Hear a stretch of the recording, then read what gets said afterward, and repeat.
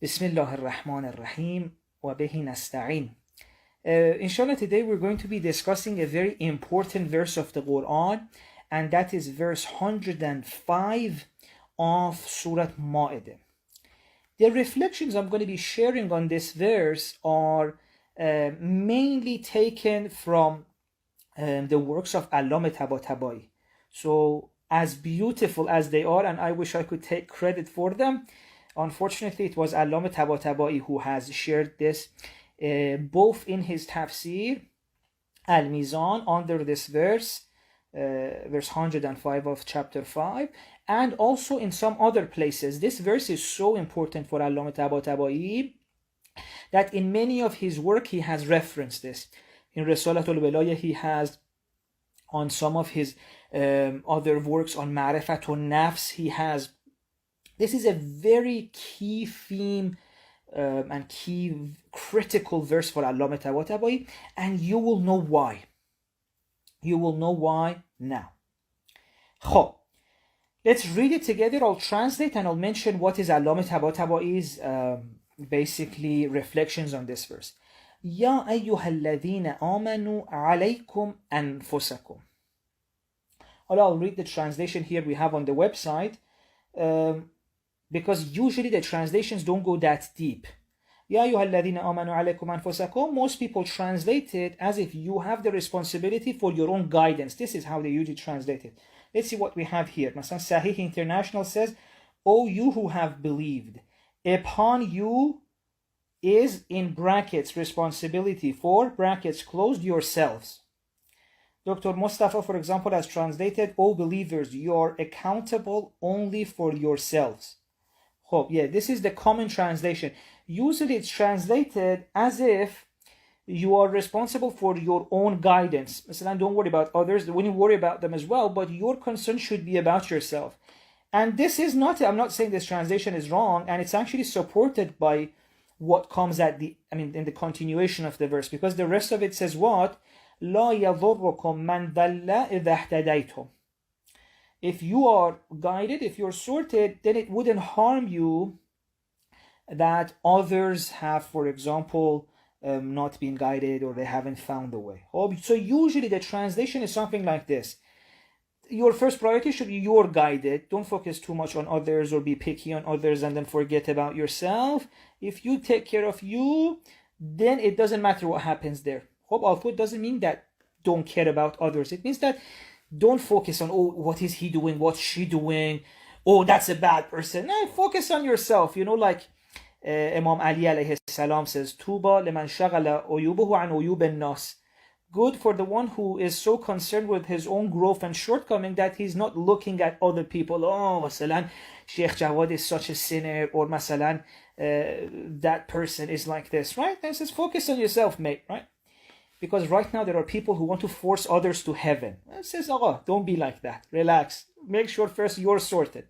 So this is the conventional translation of the verse. And I think if you open your Quran, that's the one you're going to find there. Let me see what does Abdul Halim says, because I really like Abdul Halim's translation. You who believe you are responsible for your own souls. This, he takes it one level better. Very good. He says you are responsible for your own souls. If anyone else goes astray, it will not harm you. See, already Abdul Halim took it one level. And now something, inshallah, I'm hoping to show you today is how translation of the Quran has so many levels. The first level was what we read. They translated it something like this. You are responsible for your guidance, right? Or responsibility for yourself. Some of them even added responsibility in brackets. And then they translated the other part as like, okay, if they're guide, they brought guidance here.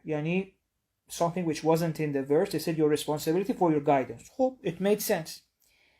Abdul Halim took it a level deeper. And he said, it's not just guidance. He said, you are responsible for your soul. Not guidance, very generally. It's not just about guidance, it's about the entirety of your soul, your development, your growth. That's what you're responsible for. So you can already see from guidance, which may be a limited concept in our mind, it may Masalan, take us to, because when we hear guidance, we may think, okay, Masalan, should I accept the right religion? Should I have the right beliefs? You know what I mean? A lot of the minds goes there. People message me and say, my son unfortunately is being straight. And so what's wrong? Say, oh, he's having these beliefs. So everyone unfortunately identifies beliefs with guidance. But Abdul Halim takes it a level deeper. He says your responsibility is your soul. I'm like, okay, myself, my soul. So it's a little bit, more encompassing, more comprehensive. What should I do? Then Allama Tabatabai takes it a few levels even deeper than that. Allama, when reflecting on this verse, says that, see, Quran is saying, out of all the things one may think they have to do in this world, they have only one duty, and that is their self. That's it. And then he says, well, what does it mean to have myself as my duty? What does that mean? What should I do on it? Do you mean that I should, for example, worry for the growth of myself, for the guidance of myself? Allama says, no, yourself. Think of it this way. He says, see, imagine if, for example, although the example is from me, if someone gave you a flower and said, your whole responsibility is this flower. They wouldn't say the guidance of this flower. No, it meant make sure this flower reaches what it can reach. We've given you a flower, you protect it, whatever it needs, you take care of it. And what we expect from you is for this flower to change and turn into what it can.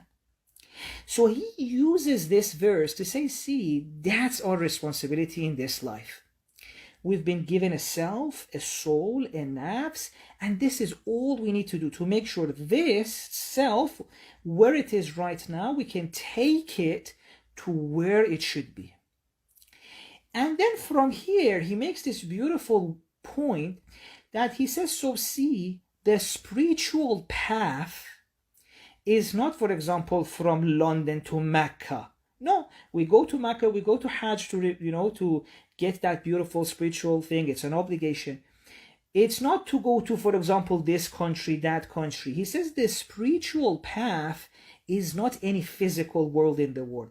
Your spiritual path is from where yourself is right now to where yourself can get to. So this is what he says, which is so beautiful. He says the self is the path, right?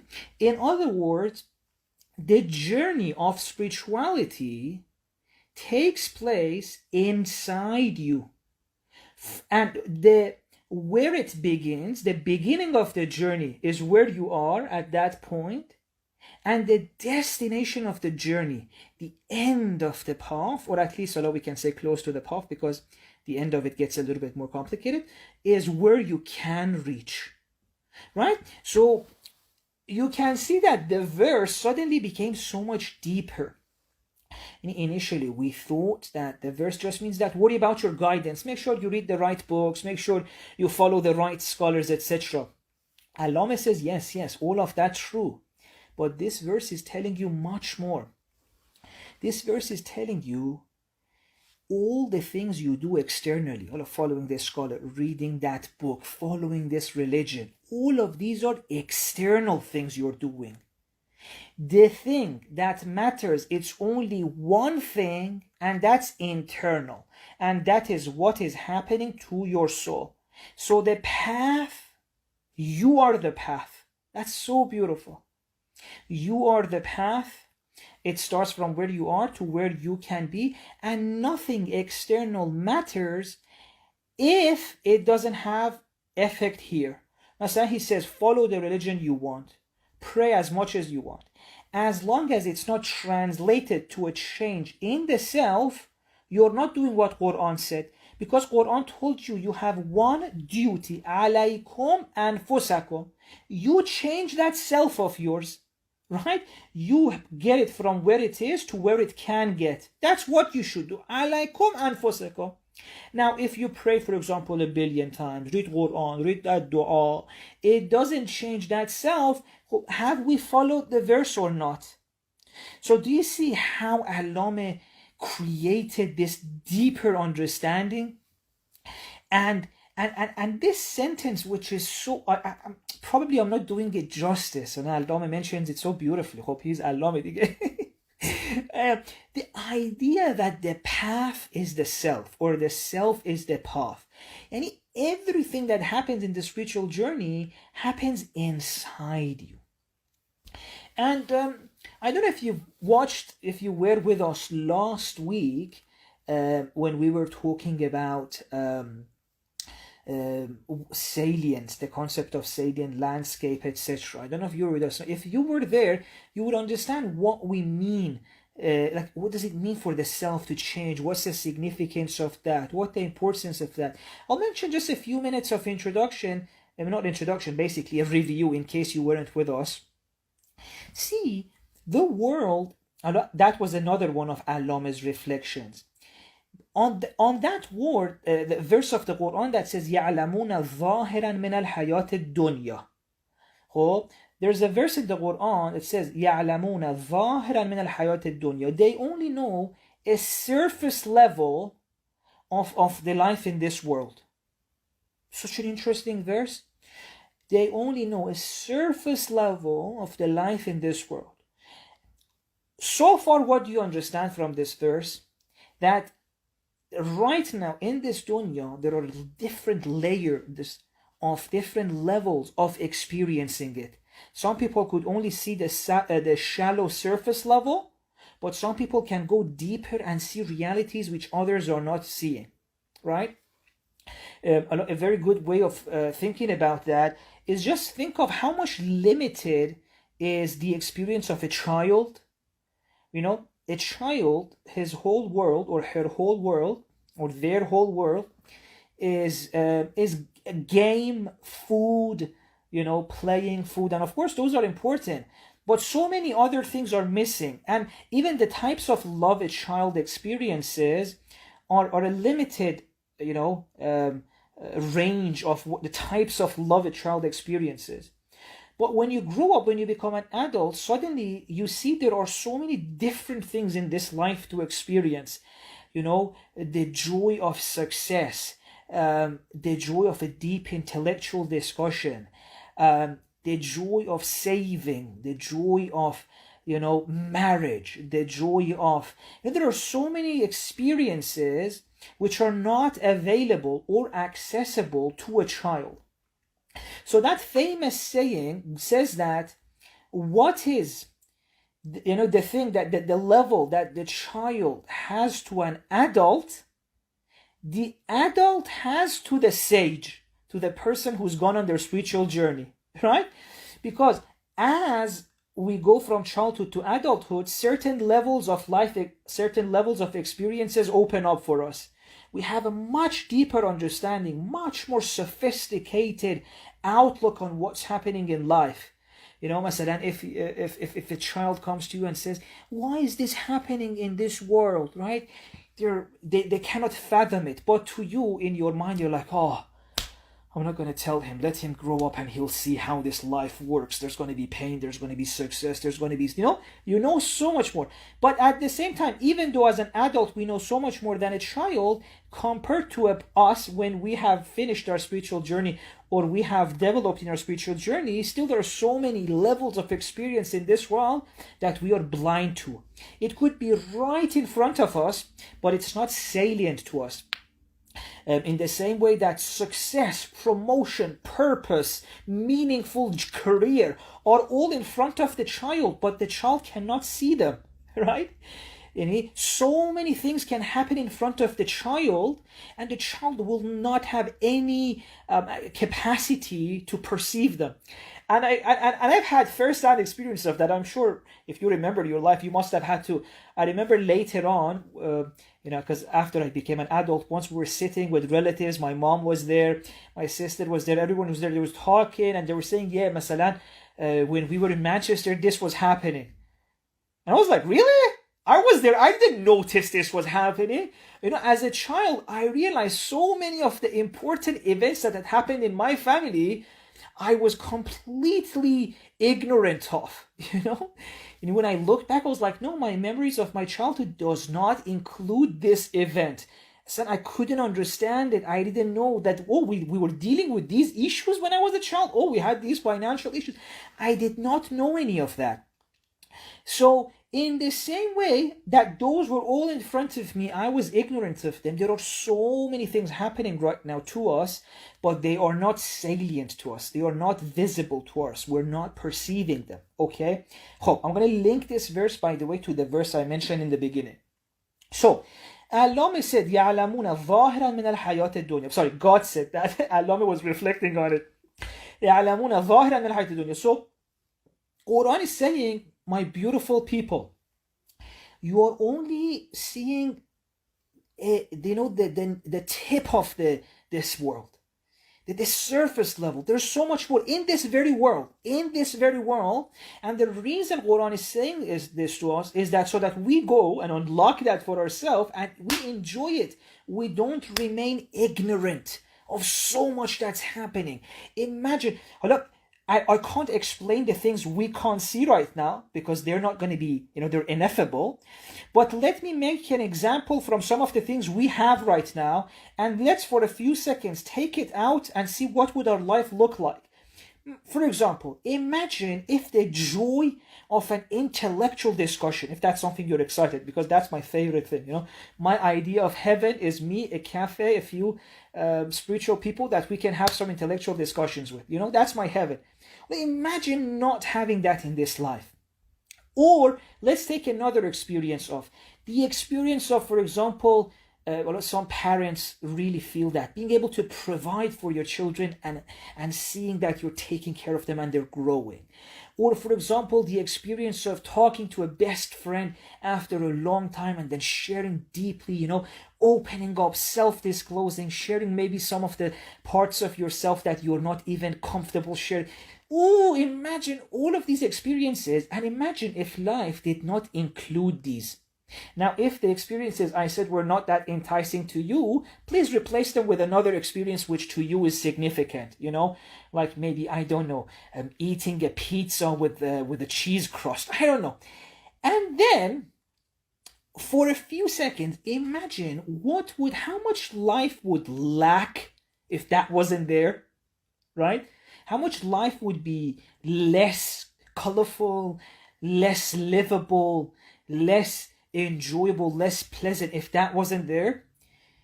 The same is happening right now with so many experiences, so many realities, so many truths in this dunya that we are not aware of. And that's what I'm telling us. وَيَعْلَمُونَ ظَاهِرًا مِنَ الْحَيَاةِ الدُّنْيَا. Right? Okay. The rest of the verse, by the way, that reminds me actually of COVID, because in COVID, we suddenly lost so many of our beautiful experiences. Like we couldn't hug anymore, we couldn't see our friends anymore, we had to see everyone through the mask, and we couldn't hear what they're saying. And all of that suddenly took away so many of our experiences. So according to this verse, the whole life we've been in a different type of COVID. Right? Okay. Enough, I think it's clear right now. Now, as we discussed this last week, when you hear that people are only aware of the surface of this world, what do you expect the next of the verse to be, the rest of the verse? So the first verse is this: they only know the surface. What should be the next part? They don't know the deep part. They don't know the depth of it. They don't know the batin. They know the zahir. They don't know the batin of this dunya. Would you expect that to happen? I think that's a very fair guess. But the rest of the verse is something else. The rest of the verse, instead of saying they are not aware of the depth of this dunya, the deeper levels, it says they are not aware of akhirah. وَهُمْ عَنِ الْآخِرَةِ هُمْ غَافِلُونَ. Allama Tabatabai puts these two together and concludes that, it said they only know the surface of this dunya, they don't know akhirah. What does that mean? Akhirah is the depth of this world. And of course, this is just one of the arguments he brings. He brings so many other verses and hadith to show that akhirah is not in another place, another time. No. the whole thing with akhirah, we've understood it wrong, that after this world finishes, akhirah starts. Allama says akhirah is available right here, right now. Why can't we see it? Because يَعْلَمُونَ ظَاهِرًا مِنَ الْحَيَاةِ الدُّنْيَا. He said akhirah is present right now. It's just the deeper layers of this world, this life. And we are stuck at the surface. Because we're stuck at the surface, just like a child who can't see what an adult can see, we cannot see akhirah, but it's happening right now, right here. Akhirah doesn't start sometime later in the future. No, it's just that many people, it's only after they die that, the veils they had that were stuck in the surface will be removed and they can see the depth of this world. But it's not that it's going to be created there. They can only see it there, right? But it's even possible to see it now. It's even possible to see akhirah right now. And Allama brings so many verses from the Quran, so many ahadith to justify this and to prove this. Some of the ahadith which can make it easier for you as well to be like, oh yeah, that makes sense. Haven't you heard of that hadith, for example, that says, if you backbite, you're eating, for example, the dead meat of a brother. Allama says, according to that hadith, it's happening right now, you just can't see it. Or another one hadith, we have that if you, of course, that part is metaphor, right? It's trying to say what's happening at the depth in a language that you would understand. It's not like in the depth there's meat. No, that's metaphor. But what we're seeing is that according to the hadith, it's not like if you backbite after you're going to be eating the dead meat of your brother. No, it's happening right now. Or in the other one, it says if you, for example, take the wealth or eat the property and the wealth of an orphan, it's as if you're eating fire. Right at that time. Allama says, yes, it is. So in the depth of that experience, there's something that the only way to explain it for us is going to be fire. It's a metaphor, of course. It's not like the hadith doesn't say if you eat the wealth of an orphan after you die, you'll eat fire. It says at that very moment, you're eating fire. So Allama says, see, at that very moment, we're eating fire. But because the fire is the deeper reality of what we're doing, is at that depth, which we don't have access to, unfortunately, right now, we don't see it. And he says everything is like this. In other words, akhirah is happening right now. Any good thing we do, at the core, at the deep level of ourselves, we're either creating fire. Fire is a metaphor, right? Fire is a metaphor. It means something bad. Or we're creating heaven. So at that very level where I break your heart, I'm creating fire. Not later on, at that very moment. At the moment you show love to me, you do something selfless for me, at that very moment, in the deeper level of this very dunya that we're living in, you are creating heaven for yourself and your soul is experiencing that. Your soul right now is experiencing that. And that fire is affecting your soul this very moment and you're feeling it. Now, the problem is that we're stuck at the surface of this dunya, and at the same time, we are even stuck at the surface level of our own self and soul. Now, this is how I'm going to link it to the verse from Surah Ma'idah that we read in the beginning of the presentation. Right? In the same way that we're stuck at the zahir of this dunya, the surface level, we are also stuck and we don't have access to the deeper levels of who we are. It's only when so much damage is done that we may feel some of its impact coming up to the surface and we feel it. If we had a little bit more sensitivity to the deeper levels of ourselves, every time we hurt someone, we would have seen how much it's affecting everything inside us. Our spirituality, our congruence, everything. And I've met people like that. I've met people like that. And sometimes even us, when we become a little bit more spiritual, when we're a little bit more sensitive to the deeper realities of this world and ourselves, we see the impact of, for example, once we get angry and lash out at someone, we've experienced the impact of that. Sometimes in my life, I've even had that. You do something to someone, I'm like, oh, I've lost so many things. lost my spiritual calm. I lost some of the connection. You feel it immediately. The reason why we do so much damage right now or so much goodness and we don't feel its impact is that in the same way that we're stuck at the surface of the dunya, we're also stuck at the surface of our soul. And this can have two sides, by the way.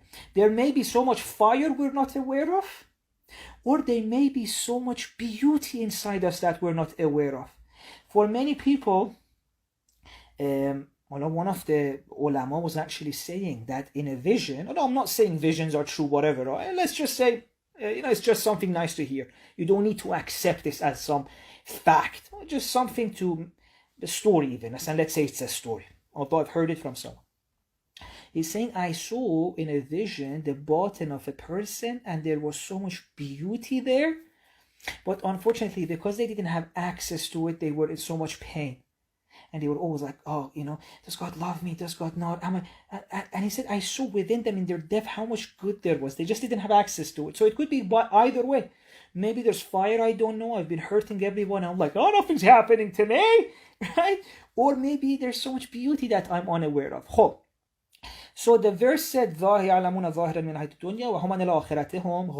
now, so let's say, by the way, I'm so glad we have this, what do they call this? The thingy behind the bed, I don't know, the headboard, whatever. I'm glad I'm going to use this to create the two levels, right? So let's say this from the headboard top, so the curtain is the zahir, the surface of the dunya, and from this bed downwards, it's the bottom. Let's say like this, right? So the verse said they know the zahir of the dunya and akhirah, which is the same thing, just the depth of it, they're unaware of it. Okay, keep this in mind.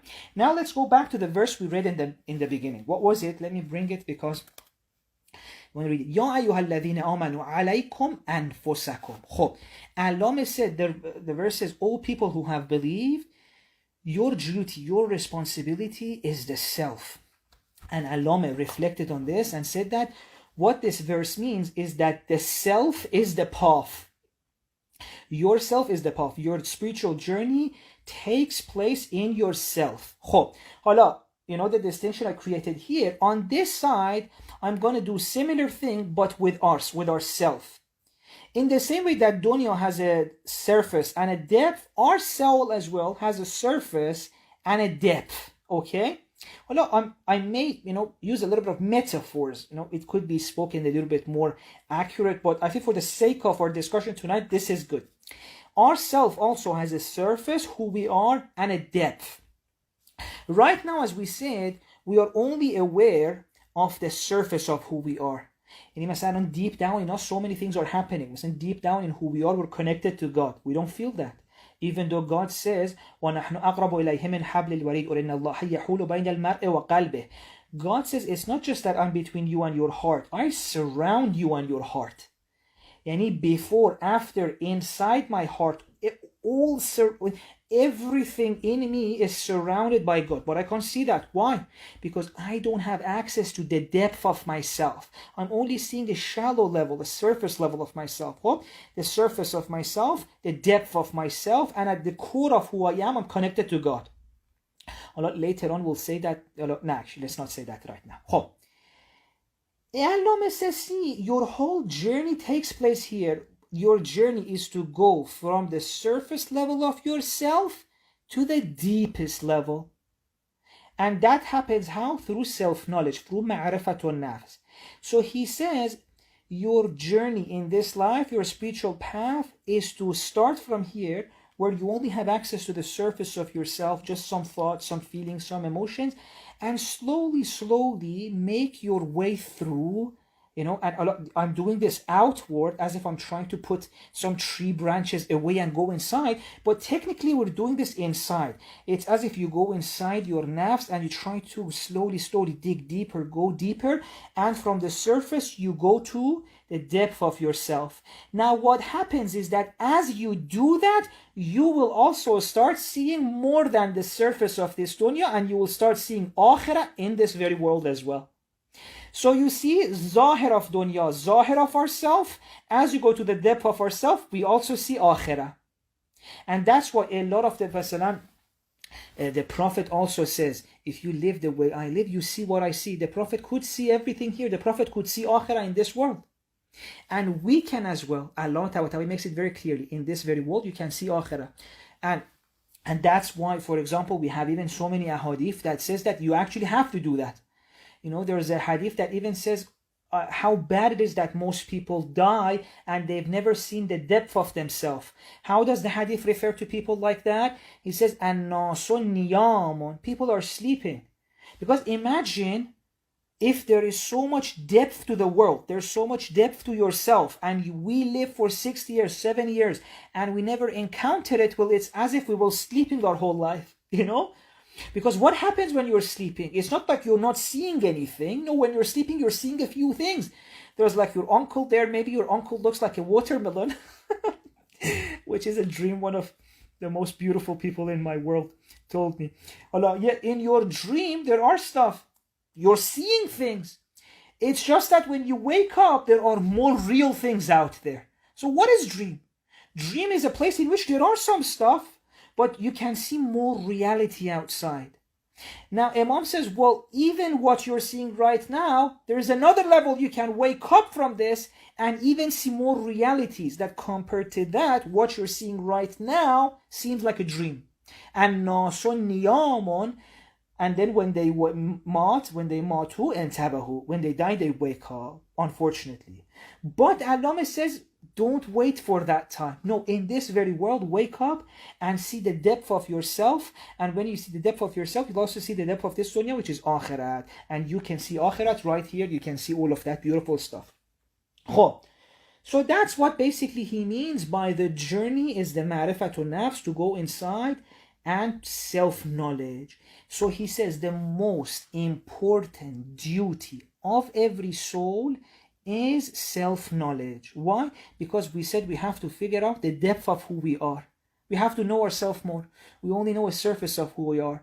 There's so much more to us, so much greatness, so much beauty down there that we need to discover. And that's why he says you've got one responsibility, and that is to know yourself.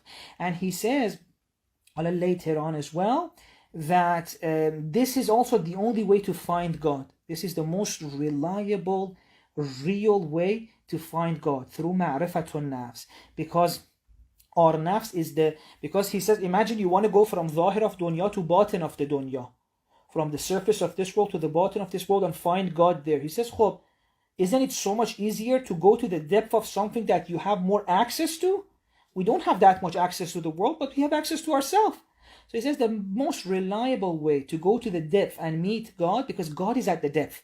Not that God is just at the depth. God is surrounding everything, right? But we can remove the veils and meet and witness God at the depth. So he says ma'rifatun nafs. Inshallah, we'll explore this in more details next week, of why is ma'rifatun nafs so important. What's the link between ma'rifatun nafs and dhikr, remembrance of God. So one of the things Allah Ta'ala says is, subhanAllah, this person was so special.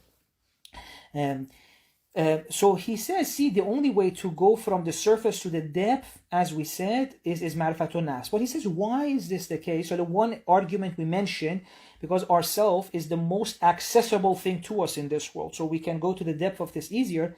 Another thing is that he said, one of the things we can do, actually, you know what, let me keep this for next week. I think I've mentioned enough for this week.